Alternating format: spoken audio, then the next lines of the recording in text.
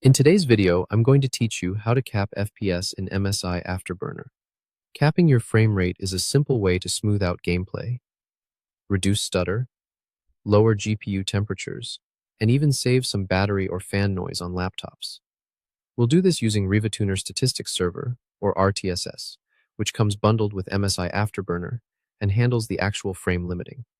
Start by opening RTSS from the system tray. Look for the small monitor-shaped icon near your clock. If you don't see it right away, click the little arrow to show hidden icons.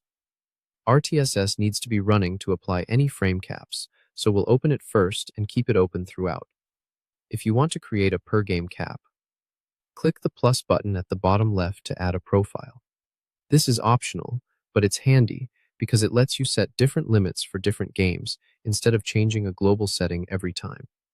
After clicking the plus, browse to your game's executable file, select it, and click Open. Now that game will have its own profile on the left side of RTSS. Next, find the frame rate limit option in RTSS. Click the number next to it to make it editable.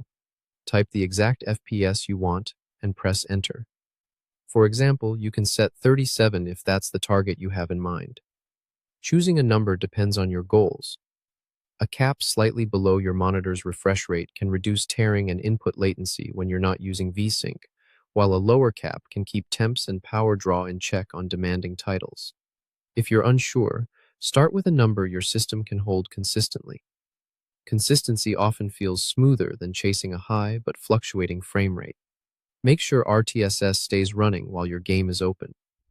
You don't have to keep the window on screen. Minimizing is fine, but closing it will disable the cap.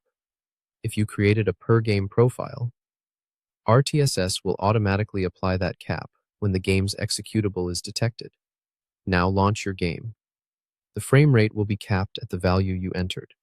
You should notice steadier pacing and, in many cases, reduced noise and heat. If you want to tweak the cap later, just tab back to RTSS and adjust the number, then press Enter again. The change takes effect immediately for most titles. That's it. Simple, effective, and easy to revert or customize. Keep RTSS running, use per-game profiles when helpful, and pick a target that matches your hardware and your priorities. Congratulations.